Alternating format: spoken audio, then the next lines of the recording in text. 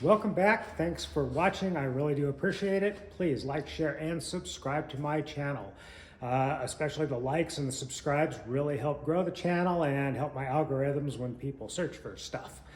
Last time I said we were going to do some steering and drive lines. Drive lines not a big deal. The steering linkage to me is a big deal. I've always said when I was a mechanic, if you want to screw around with stuff, screw around with things like a tune-up, because if it fails, it isn't going to hurt anyone. Things like steering and brakes, make real sure you know what you're doing, make sure you understand what you're doing, make sure you're qualified to do what you're doing. If not, find someone that is. And that's kind of my disclaimer here. I'm not encouraging people to do all of this stuff. I'm just showing you how I do it. And please, if you have other ideas, please share them with me. I find a lot of times when I'm searching for information, I'll stumble across someone with a YouTube channel and I'll watch it. Even though it's something I know I'm fairly proficient in, all of a sudden they do something that sparks an idea for me and I can take something I'm doing to another level. And hopefully some of the stuff I'm doing can help some people that are in that position take their ideas to a next level, or the people that are really the do-it-yourselfers or want to be a do-it-yourselfer can watch sections of my videos that I'm going to do here and either be able to do it themselves or at least give them some information so that they can talk to someone who can do that work for them with some intelligence behind it, instead of just walking in the door and here are my keys, make this go faster forward or whatever. So we're going to do some steering today, and you can see I've got this whiteboard back here. So yes, in a few minutes I am going to go into nerd mode. That's kind of what I do at the whiteboard, but I think it's very helpful. Before I start doing the whiteboard stuff, what I'm going to show you first on the 715 steering linkage is the finished product. The reason I'm doing that is when I start talking about a component, a part, a direction, you can kind of piece it together if you don't have the experience to understand what I'm talking about. For those of you who are proficient in this, I'm going to bore you for a few minutes. But I think it's important that you know what I'm talking about when I'm talking about stuff. Kind of makes sense, right? Terminology for those who don't know, for those who do. Sorry to bore you for a minute. Steering box. Remember, when I installed this steering box to the frame, I tapped the steering box for hydraulic assist lines. Now the hydraulic assist lines go to this hydraulic steering ram. It's an assist ram, and we'll talk about that in a minute.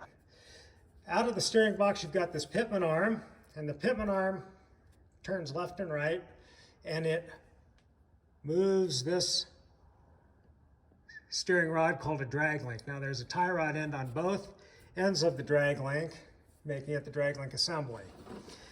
Now on the right side knuckle, remember we put this high steer arm on in the earlier video. That is what this drag link connects to. Below is the original steering knuckle, tie rod,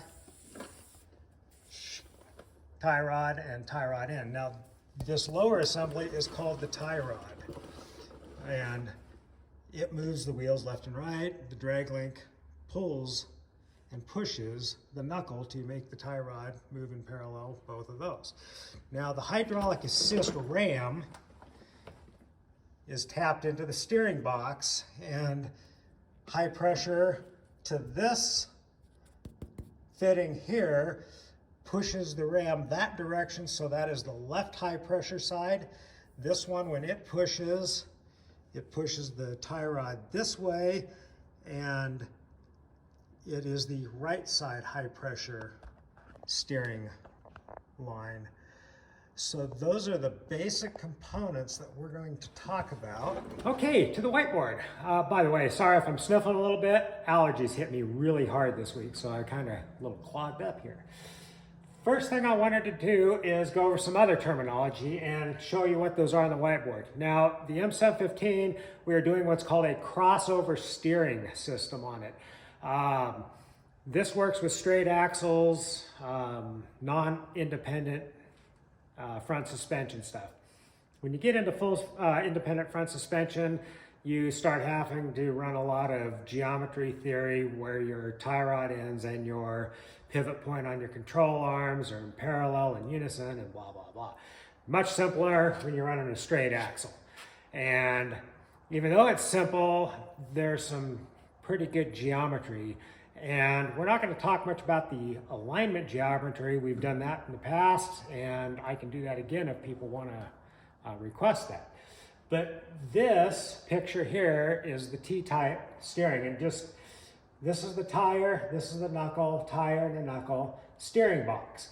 Now, just like on the Sun 15, I've got my drag link that goes to the top of the knuckle, or I put a point on the knuckle and moves back and forth. I've got an independent tie rod that connects those two knuckles together, and that way your tires move in parallel. The second type, and I'm gonna put a big hello people with 44s and later model Jeeps and things that don't have the ability to put a high steer knuckle on. This is something that may be very beneficial to you. You've got a very similar situation, except your drag link goes down to a point on the tie rod and ties into the tie rod, and then it moves everything back and forth. The big difference is the drag link is actually connected to the tie rod on one of the tie rod ends. I have part numbers, and I will show you those part numbers for this and kind of go over some of that. And then the last one I wanted to show you was, it's called a Y-type. It's not very popular anymore. When Ford came out with their independent front axle in the mid-70s and early 70s, this became very popular on a lot of vehicles. Even the straight axle Broncos and straight axle F-150s had a Y-type steering on them. Now, it's a good steering linkage when you start looking at, wow, all my linkage is way above where it would get hit by a rock. Yes, that's true. Yes, that's a positive. The downside is because there's an axis point right here, when you hit a bump, the toe changes. And when the toe changes, you get some weird tire wear with Y-type steering. So I really don't recommend this. Now, this other picture, I just wanted to put up here just for some more terminology. When you're talking about camber and caster, caster is an angle, and it's often confused with this steering axis angle. Now, if this is center line, vertical, and this is your front tire looking at it, this way or this way, crossing the line through your ball joints. If this is your upper ball joint, lower ball joint, and this is the front of the vehicle, that's a positive caster. If this is the front of the vehicle and this is your upper and your lower ball joint and the axis goes this direction, that's negative caster. I don't recommend negative caster, it handles terrible. I do recommend positive caster because you can drive down the road and it's not like driving a shopping cart. So, back to this angle here, which is, it's called a lot of different things. It depends on who taught it to you. It is a fixed angle based on the engineered geometry of the steering knuckle and the manufacturer who made that steering knuckle. Steering axis inclination, kingpin inclination, scrub angle. There's a bunch of different terms for it, but it's a fixed angle, and it kind of looks like this if this was vertical. What it does is when you turn a corner, it allows the angle of the inside wheel to turn a tighter radius than the outside tire. Because when you turn a corner, the outside tire is on a large radius, the inside tire is on a small radius. There's really nothing you can do about that angle, but I just wanted to give caution to that when you start running some high steer steering arms. A lot of those are machined at a certain angle first. First of all, the tube I am using for the drag link and the tie rod, this is 1.5 inches, which means it's 1.5 inches diameter here to here, and it's 250 wall, which means it's 1/4 inch thick tube. So it's really, really stout. Now, I'm welding bungs, which are these pieces. They fit inside the tube, and then you can weld them.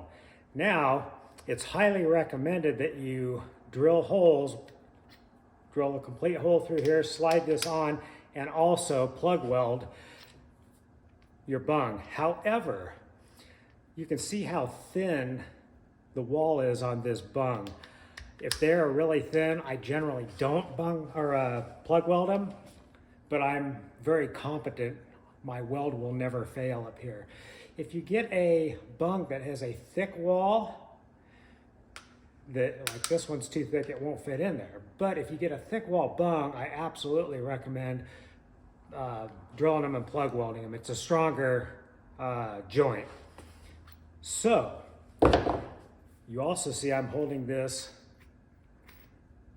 bung. Now this bung particularly is attached to a heim joint. If you are ordering and building your own tie rods, don't order the bungs for heim joints if you're going to use like a GM 1-ton tie rod end. The GM 1-ton tie rod ends are 18 threads per inch, and these aren't. They won't fit, they won't thread in. So decide what you're ordering before you weld that stuff into this tube, because if you weld it into the tube and you're wrong and you put the wrong one in, you're gonna have to go buy a new tube, because once you cut it, then your length will be wrong. Next, on your steering knuckle, if you're using GM or tie rod ends, you will have to ream those probably from the smaller taper to a larger taper because the joints are bigger. If you don't want to buy a reamer and you don't want to do that, you can buy these sleeves. And these sleeves are from, like Rough Stuff carries them, and I think Ballistic carries them as well. These particular ones are from Rough Stuff Industries. I buy a lot of builder parts from them. This, you drill a 3/4 inch hole, you slide this sleeve down, and it's tapered for General Motors 1-ton tie rod ends. Once you tighten them up, these are tight. They pretty much don't move after that. So first up, reaming the knuckles for the tie rod end, and then I will ream out the high steer arm. And once they're reamed out, I will actually bolt in the tie rod ends to get good measurements on my links. Remember, steering boxes have a center to them. Equal turns to the left, equal turn to the right. Find that high spot on your steering box, and I always make sure my steering wheel is also centered with that. You want your steering box on that high spot doing this steering linkage work so that your drag link and tie rods are the correct length. The steering box is centered. I've got my tie rod ends bolted on. Now I add this piece of angle iron, which I cut out of a very straight piece of angle iron. Got one on each side. I can take a tape measure and measure the front and the back side and get a toe reading. I start off with just eyeballing these, but then I find a fixed point on the frame to get them centered better. I actually ran a plumb bob down to verify my springs were in a centered location, so that way I could make sure each side was equal. Once each side was equal, I would equally bring them in or out until I had a 0 toe-in reading. On this one, it happened to be 74.5 inches from angle iron to angle iron. The other thing I do, once I have an exact measurement, I measure between the bung distance between the drag link and the box and then the tie rod ends. That'll give me the exact length of how long I need to cut my DOM tubing in order to have it the right length. Now, if you're a little scared about wasting the $25, $30 a foot for DOM tubing for your initial measurement, use a piece of PVC. It works really good, and it'll tell you if you screwed up before you screw up. And don't be shy. If you bump something, start over, remeasure. I measure probably 50 or 60 times before I actually get the cutout saw and chop up DOM tubing and start welding. I've done this enough that I'm pretty good at it, so I don't use PVC tubes anymore. Once I verify all my measurements, I go ahead and cut the tube and I weld the bungs in. Now, I always weld it with the tie rod end in there. That way I don't have to worry about the threads warping. While that's cooling down, I took a couple of measurements and made a bracket out of some scrap tube and then welded the tabs to it for the axle side of my hydro assist mount.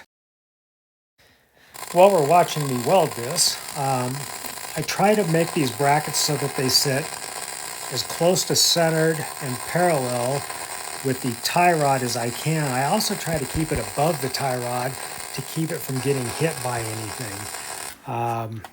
Once I get the mount all completely burned in, I will drill a couple holes in the bottom of it in order to let water drain out of it, because the front of it's open and all you'll do is create a big rust problem if the water can't drain.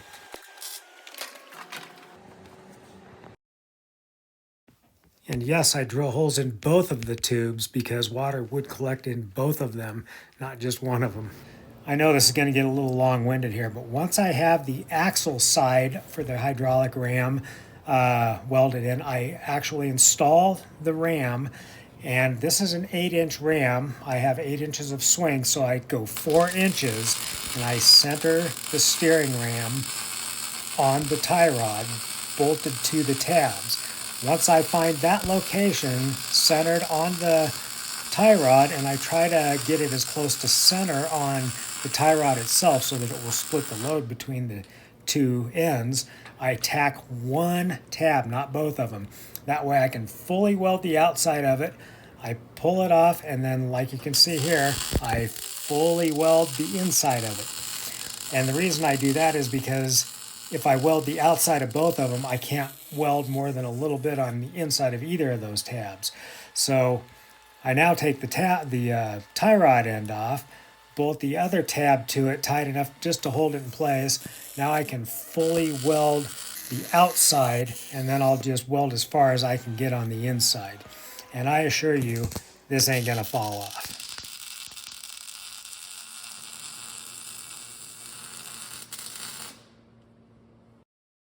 Let her cool down, a little bit of primer, a little bit of paint, and installed.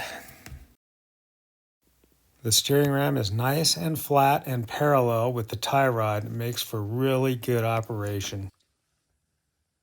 So I use the bar to set my toe. Now I measured the distance from each leaf spring out to the end to just kind of get an idea of where centered was. And then I set my toe just a hair to the end, maybe less than a 1/16 of an inch. At that point, I made sure the steering box is centered halfway between stop to stop, made sure it was on the high spot. Then we torque the pitman arm on, and we adjust this drag link so that the steering wheel is centered on its high spot and the axle is centered. Now, once I start driving it, I may have to adjust this bar here, because what I can't account for at this point is where the rear tires will track. So I may be a little bit off there, but that's a minor adjustment at that point. Time to do some plumbing. I was able to use this power steering cooler off of my 97 parts truck, welded some tabs in, and it will fit like it was made for it. Next, I'll put the hoses on. Now, top fitting has pressure when turning left. So I'm just going to put this on by hand initially. Just a side note, you can buy hose kits that you can make yourself, and I've done that in the past. This particular one, I went ahead and had these hoses made while I was having brake lines made at the local hose shop. So either, doesn't matter which way you go. Now I know these don't look real long, but they don't have to be. This thing doesn't have huge travel like a lot of these off-roaders I build do.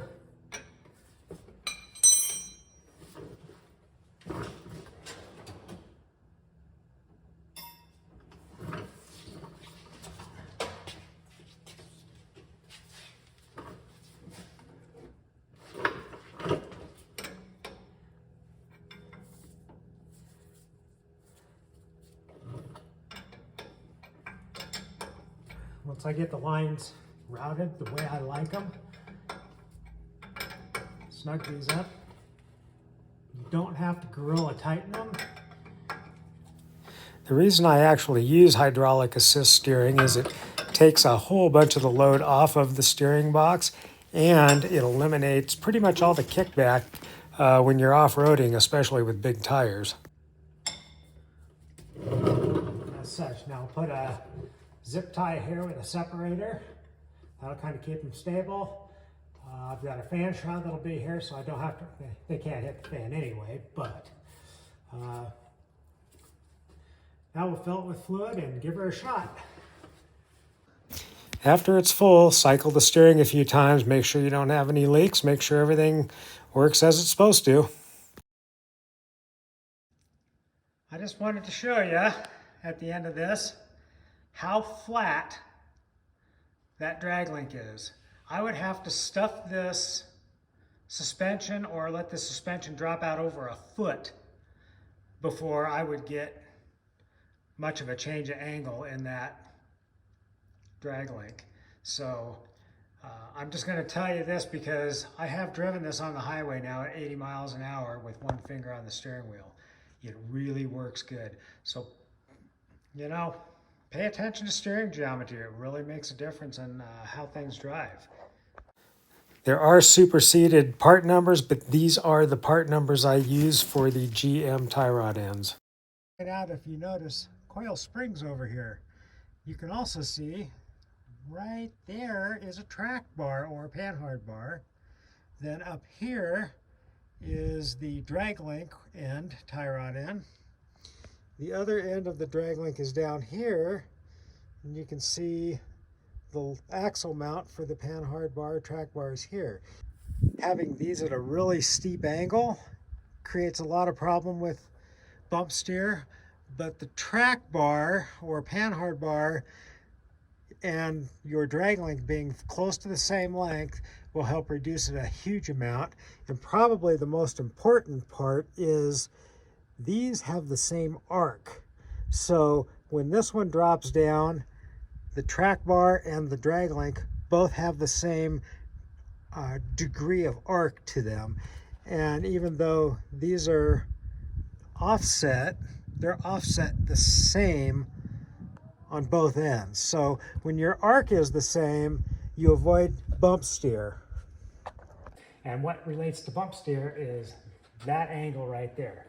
And I've always said, if you can keep your drag link as flat as possible, then when your suspension travels up or down, this arc, this creates an arc. This is your, basically the center. It has an arc as it goes up and down. That arc is what creates bump steer. If it's very flat and long, this arc is very, very shallow. And when your arc is very shallow, when you hit bumps or your suspension travel changes a little bit, things like that, it doesn't come back and make your steering wheel move. And if your steering wheel's moving, you tend to correct it, and then your wheels start turning and responding to you on the steering wheel, and then you get, you know, a poor handling vehicle. To me, doing these conversions and resto mods and, you know, kind of modernizing some of these Jeeps, I want them very, very drivable. I want good road manners. A nice flat long drag link will give you that handling ability at high speed or low speed. Again, my toe will not change. This is a T-type or, you know, a crossover. And regardless if it were hooked into here or up here on the high steer arm, the toe is not going to change regardless of what my drag link does. Now, the Army truck, as you've noticed, is leaf spring, and we've put that together. So on leaf spring, the springs are actually holding the axle center in place. But remember, like my Cherokee Chief, it's coiled. And a coil system has to have a track bar to, let's put an axle in here. Let's say this is our axle. Our pumpkin's over here, for instance. Now, it's almost impossible to run a track bar from here to the exact same pinned location as your drag link. And this is a dynamic moving component of the steering. So as soon as I made a right-hand turn, if this were here, it would no longer be centered. Same thing, if I made a left-hand turn, it would pull it this way, it would no longer be centered. So its location within reason now is not as important as its angle. So let's say, for instance, my track bar coming down here to my axle, and then up here on my frame, I've got a mount. It's not a very good line, is it? We're going to pretend this distance and this distance are the same. Because what you want is these to be on as close a parallel plane as you can get them. Now, keep in mind, it may not be perfect, and it probably never will be perfect, but if they're really close, it really helps a lot with bump steer on a coil suspension. The other thing you want to try to do, and like on my Cherokee, it's just like this. The track bar sits on the frame, the pitman arm sits inside the frame, the track bar goes down inside the frame, but the drag link goes to the outside frame. You know, this is about 10 inches, I think, 10 inches. So they're the same length, they're almost parallel, and what that does is, as my suspension, as the axle moves down or up, these move in unison together. They basically have the same arc. And if that arc's the same, you will reduce a huge amount of your problems of bump steer. That'll make a huge difference in road manners. Now, this is a really nice picture. I want to draw this one for you real quick. Again, we're going to do a crossover steering, but let's say we plant our drag link here and it goes up to a pitman arm clear up here. That's a big angle. Now, when these two come closer and further apart as your suspension articulates up and down, what happens is this moves. So your arc becomes very exaggerated. When that arc is very exaggerated, that means things start moving. Your steering wheel wants to turn when you hit a bump. And if you hold your steering wheel straight, your wheel and your steering knuckle want to move left and right. It creates really bad road manners. All right, that's going to do it for this video. I really do appreciate you watching. Again, please like, share, and subscribe. It really helps out the algorithms and it helps my channel grow. If you have a question on steering linkage geometry, throw it in the comments section. I'm happy to talk to people about that stuff. And I know what I do is different than what a lot of people do, so don't get too excited about that.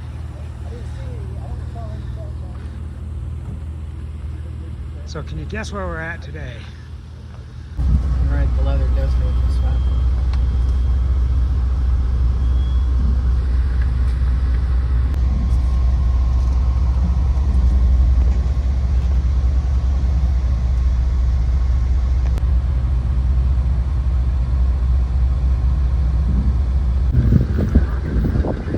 Yeah, not all of my jeeping is extreme hardcore stuff.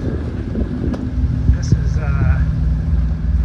some of the petroglyphs out here in Moab. They're all over this part of the world. We see them quite often.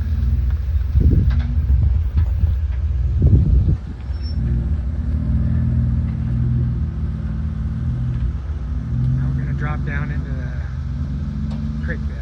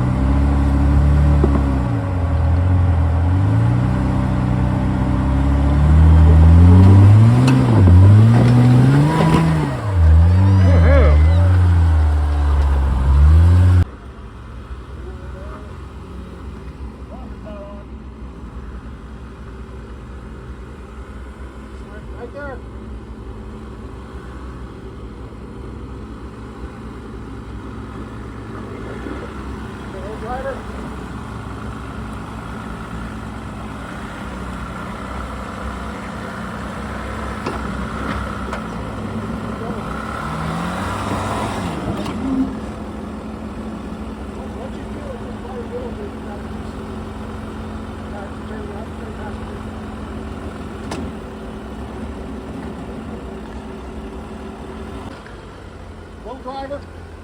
Driver. Hey.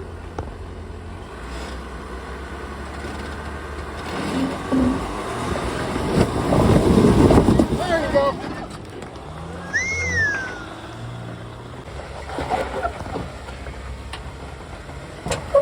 Good driver. A little more driver. Not quite. That was better. I kept feeling it slide down and it kept turning into the slide. Right there.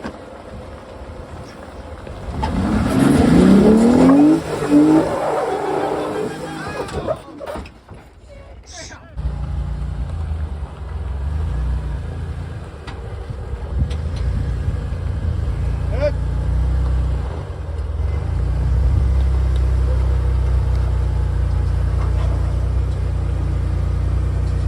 Yeah, if you double triangulate it doesn't do that. But single triangulation steers all over the place.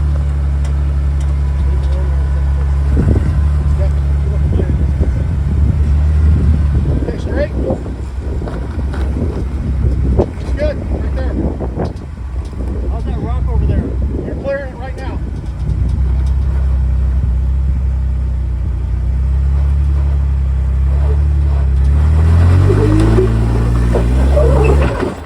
You have to give it a little more. Just like that. Yeah, but I could buy a fender if I had a JK. I can't buy a fender. They just don't make it. That one is an attention getter. So. Okay, come back a little, driver. A little more, driver. Okay. Give her hell right there.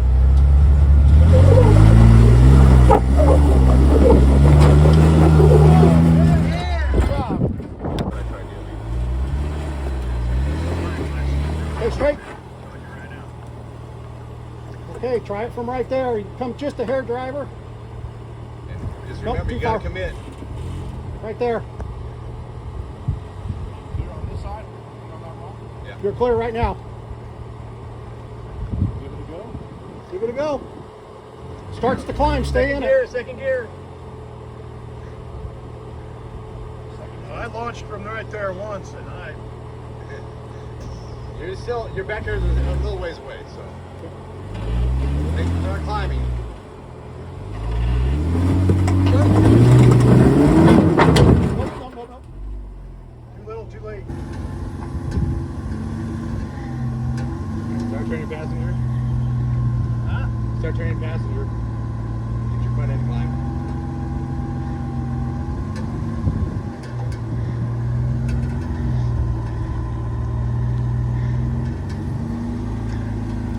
Nice. Okay, slightly, driver. Right there. Go back. Right there. One shot, Bob. One shot. Okay, slightly more, driver. Okay. A little more, driver. Right there. Go. No, oiled it a little bit. Lockers on. Lockers are on. Air down. Air down. Seatbelt on. Underwear clean. Underwear's clean for now.